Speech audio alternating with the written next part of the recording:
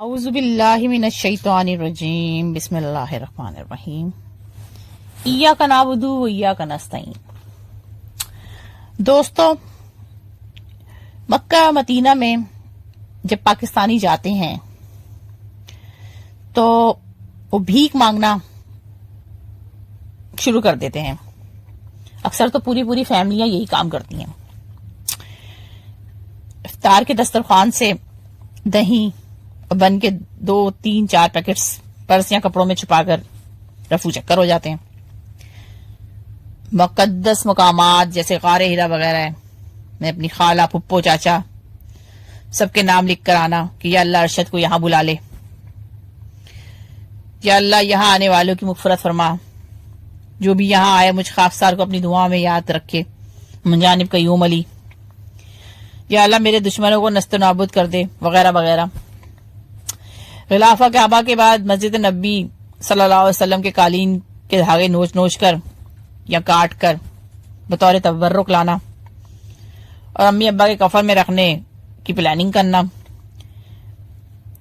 خواتین راز الجنہ میں نماز کے لیے دھکا مکا اور چٹکی کا استعمال کر کے آگے آنے والی کو راستے سے ہٹانے کے بعد عین روزے مبارک کے سامنے ستون پہ چڑھ کر کہنا کہ لا موبائل نکال تصویر لے لوں۔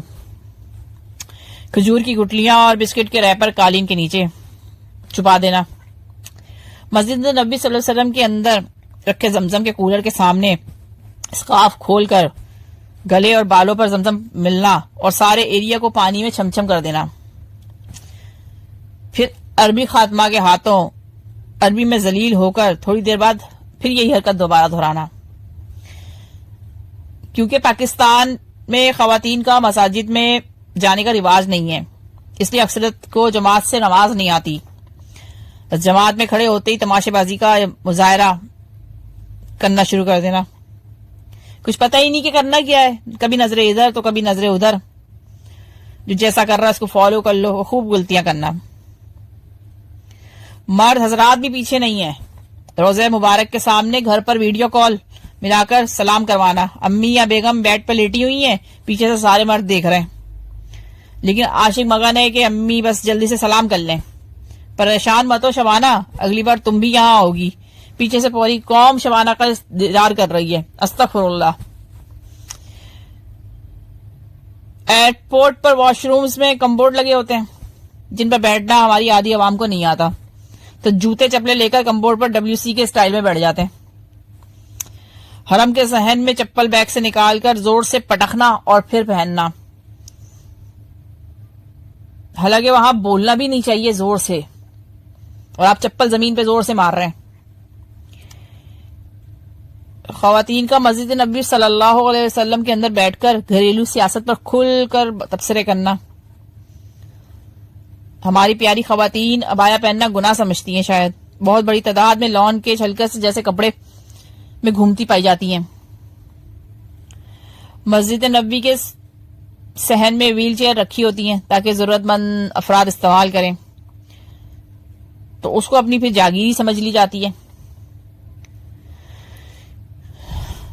اس پہ سامان رکھ لیتی ہیں اور خود نیچے بیٹھ جاتی ہیں، اور اگر کوئی مان رہے تو پھر ان کے تیور دیکھنے والے ہوتے ہیں۔ اگر کسی کو آپ دے دیں گے یا یوز کرنے کے لیے تو گناہ کبیرہ نہیں ہو جائے گا، مطلب کوئی احساس ہی نہیں ہے کہ یہ حرم کے لیے ہے، استعمال میں رہیں رکھ دیں تاکہ کوئی استعمال کر لے۔ مسجد نبی صلی اللہ علیہ وسلم میں نکاح کی آڑ میں بے باکی، گستاخی اور جہالت کا شاندار مظاہرہ کرنا، دلہن کو مکمل سجا سوار کر عین گنبد خضرا کے سامنے بٹھا کر نکاح کروانا۔ دلہن ہوٹل سے اسی حلیے میں آتی جاتی ہے اور ساری دنیا دیکھتی ہے اس کو، سارے نام حرم دیکھ رہے ہوتے ہیں۔